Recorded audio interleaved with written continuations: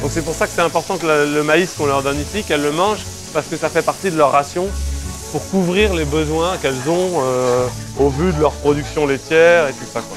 D'accord.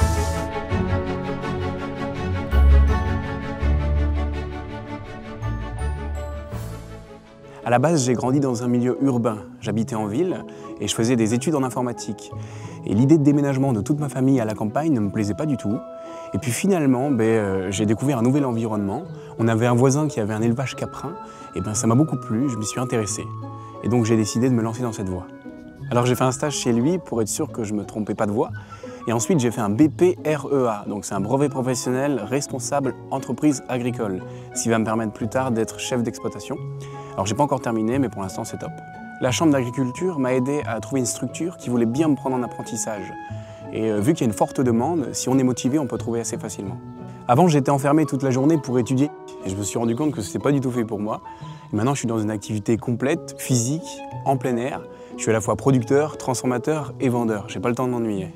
On n'a pas le droit à l'erreur. La chèvre, c'est un animal fragile. Par exemple, un excès de céréales peut provoquer de graves problèmes de santé. Donc on se doit d'être toujours vigilant, mettre la théorie en pratique. C'est pas toujours facile, surtout avec les animaux, mais c'est avec l'expérience qu'on acquiert les bons gestes et les bons réflexes. Là, on va tirer le lait donc, de la traite d'hier et de ce matin. D'hier, de ce matin, ouais, ce qu'on avait fait tout à l'heure. Donc pour récupérer le lait du tank. Ok. Et pour ensuite l'impressionner. Donc là, je vais ouvrir la vanne. Ça coule un peu fort.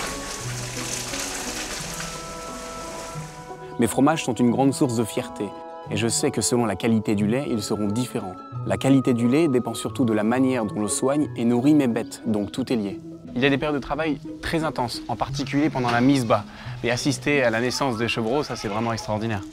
On ne peut pas s'improviser éleveur de chèvres ou producteur de fromage.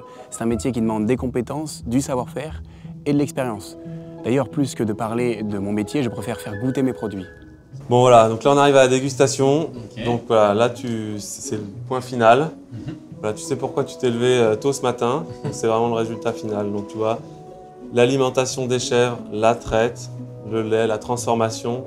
Le point final c'est ici, c'est le résultat. Donc on va déguster.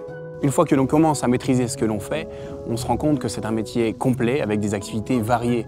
On suit toute la chaîne de transformation du produit de A à Z, donc c'est super gratifiant. Je suis très reconnaissant envers l'agriculteur qui a bien voulu me prendre en apprentissage. Il m'a beaucoup transmis, à la fois sur le plan technique que sur le plan humain.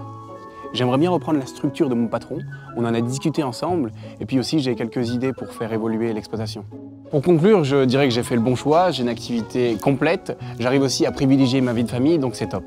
Tout est bien, c'est difficile de faire ressortir quelque chose en particulier, et puis je dirais à tous ceux qui nous regardent, venez tester ce métier.